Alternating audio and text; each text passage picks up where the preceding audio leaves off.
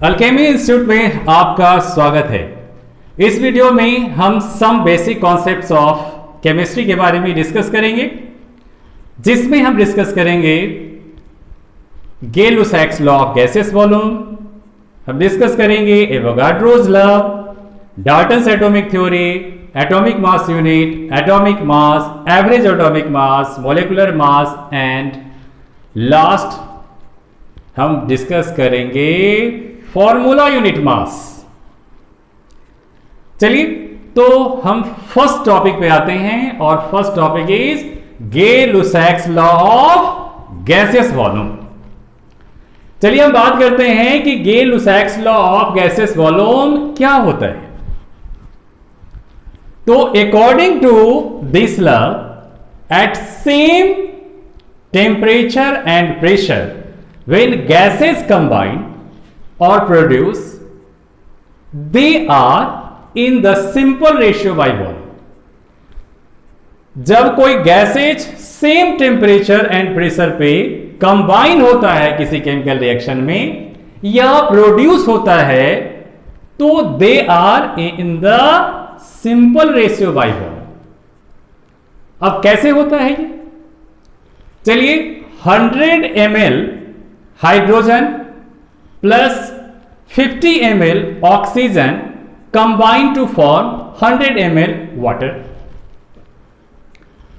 तो in this case hydrogen gas and oxygen gas combine to form H2O. Then in this situation, if we find the ratio of hydrogen gas and oxygen gas, then I will get it is 100:50. It means 2:1, which is in the simple ratio by volume. So this example illustrate Gay Lussac's law of gaseous volume. Similarly, हम discuss कर सकते हैं next topic Avogadro's law. What is Avogadro law? तो at constant temperature and pressure, equal volume of gases contain equal number of molecules. Avogadro law बताता है कि equal volume of gas में equal number of molecules होंगे at the same temperature and pressure. चलिए हम बात करते हैं कि भाई 2 वॉल्यूम हाइड्रोजन और 1 वॉल्यूम ऑक्सीजन मिलकर 2 वॉल्यूम वाटर बनाता है ना। हम सपोज करते हैं कि 1 वॉल्यूम हाइड्रोजन में 4 मॉलिक्यूल्स हैं, दूसरे 1 वॉल्यूम में भी हाइड्रोजन में उसमें भी 4 ही मॉलिक्यूल्स होंगे। 1 वॉल्यूम ऑक्सीजन लेंगे, उसमें भी 4 मॉलिक्यूल्स होगा।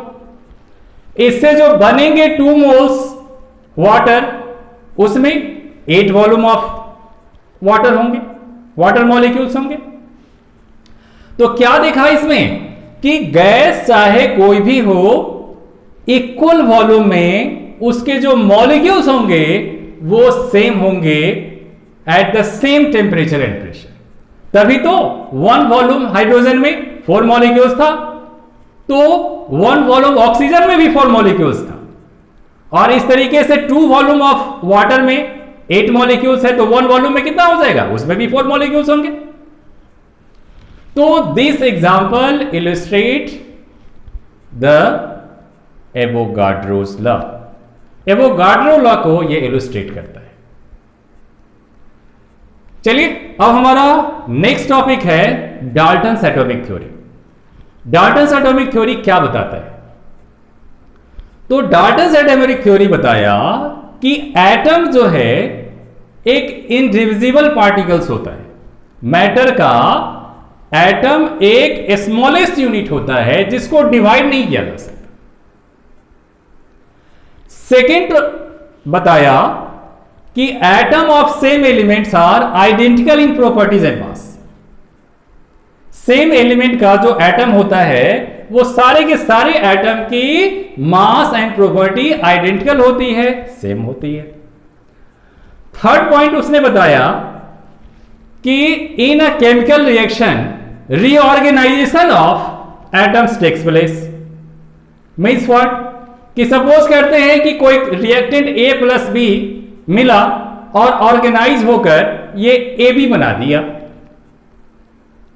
ये केमिकल रिएक्शन था, तो इसमें ये दोनों पहले अलग अलग था, बाद में एक साथ हो गया, तो ये रीऑर्गेनाइजेशन ही तो हुआ।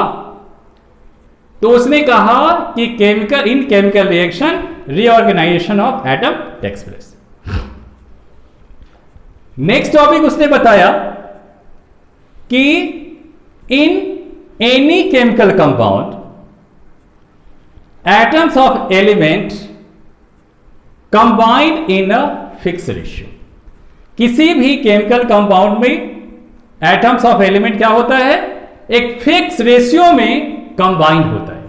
तो ये जो फैक्ट्स थे ये डाल्टन्स एटॉमिक थ्योरी के फैक्ट्स थे। अब नेक्स्ट टॉपिक है atomic mass unit. Atomic mass unit क्या है? एटॉमिक मास यूनिट एक सिंपल एक वैल्यू है, और वो वैल्यू क्या है? वो वैल्यू है 1.66056 इंटू 10 टू द पावर -24 ग्राम। इसी वैल्यू को हम एटॉमिक मास यूनिट कहते हैं। इन वर्ड्स देखा जाए तो हम कह सकते हैं it is the 1/12 mass of 1 C12 atom. Carbon का जो एक आइसोटॉप्स होता है C12, उसका एक एटम के मास को यदि हम 12 से डिवाइड कर दें तो हमें एटॉमिक मास यूनिट की वैल्यू मिल जाती है, यानी 1.66056 इंटू 10 टू द पावर -24 ग्राम मिल जाता है। तो this is called atomic mass unit. अब हमारा टॉपिक है एटॉमिक मास क्या होता है। देखिए, एटॉमिक मास जो होता है एक रिलेटिव मास होता है, जो कोई भी एटम है, किसी एलिमेंट का जो एटम है उसके एक एटम के मास को यदि हम AMU की वैल्यू से डिवाइड करते हैं तो वो गेटअप होता है। यानी एटॉमिक मास क्या होगा कि mass of an atom of substance, कोई भी atom of element upon AMU की वैल्यू जो 1.66056 इंटू 10⁻⁻24 ग्राम था, उससे डिवाइड करने से हमें एटॉमिक मास मिलती है। सपोज करते हैं कि हमें हाइड्रोजन का एटॉमिक मास हम जानते हैं 1.008 U होता है। कहां से आए? तो एक्चुअल में हाइड्रोजन का एक हाइड्रोजन एटम का, वन हाइड्रोजन एटम का जो एक्चुअल मास है वो 1.6736 इंटू 10 टू द पावर -24 ग्राम है। अब आप खुद से बताइए कि हाइड्रोजन का एटॉमिक मास निकालना होगा तो क्या करेंगे? तो अभी जो मास बताया एक एटम हाइड्रोजन का मास 1.6736 इंटू 10 टू पावर -24 ग्राम, इसको हम किससे डिवाइड करेंगे? 1.66056 इंटू 10 टू पावर -24 ग्राम से डिवाइड करेंगे तो ये वैल्यू आ जाएगा 1.008 U। यही होता है ना एटॉमिक मास ऑफ हाइड्रोजन। तो इस तरीके से एटॉमिक मास क्या होता है, कैसे फाइंड आउट करते हैं, आपने देखा। नेक्स्ट है कि ये जो एटॉमिक मास हम देखते हैं, जब जो हम कैलकुलेशन में लिखते हैं, वो जनरली एक एवरेज एटॉमिक मास होता है। भाई अब एक नया कौन सी बात है कि एवरेज एटॉमिक मास क्या होता है? तो एवरेज सपोज करते हैं, एक एग्जांपल से इसे समझते हैं। कार्बन का 3 isotopes 12C, 13C, 14C, 3 isotopes है। इस तीनों का जो परसेंटेज एविडेंस है इस नेचर में वो अलग अलग है। सपोज करते हैं कि फर्स्ट का 12C का जो परसेंटेज एविडेंस है 98.892 है। 13C का ये 1.108% है 14C का 2 इंटू 10⁻⁻10 है। और इसका जो एटॉमिक मास AMU में ये 12 है, 12C का, 13C का 13.00335 है एंड 14C का 14.00317 U। तो ये डेटा हमारा दिया हुआ है, इससे हमें क्या निकालना है? एवरेज एटॉमिक मास निकालना है। तो very simple, average atomic mass of carbon is equal to 98.892 by 100 into 12 plus 1.108 upon 100 into 13.00335 plus 2 into 10⁻⁻10 upon 100 into 14.00317 equal to 12.011 U। अरे कार्बन का जो एटॉमिक मास होता है 12 ही होता है ना। अभी जो हमने कैलकुलेट किया average atomic mass of carbon, वो भी तो 12 ही आया ना, 12.011 U इक्विवेलेंट टू 12। तो इस तरीके से जो है हम average atomic mass find out करते हैं। नेक्स्ट टॉपिक है कि मॉलिक्यूलर मास क्या होता है। Molecular mass, it is the sum of atomic mass of element present in a molecule। एक मॉलिक्यूल में जितने एटम्स ऑफ एलिमेंट होते हैं उसके मास का जो सम होता है उसको हम मॉलिक्यूलर मास कहते हैं।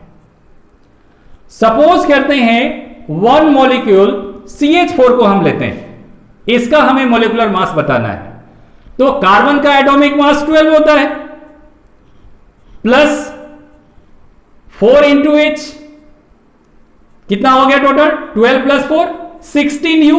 इस टाइप से जो मोलिकुलर मास ऑफ CH4 हुआ, मीथेन गैस हुआ, वो क्या हुआ?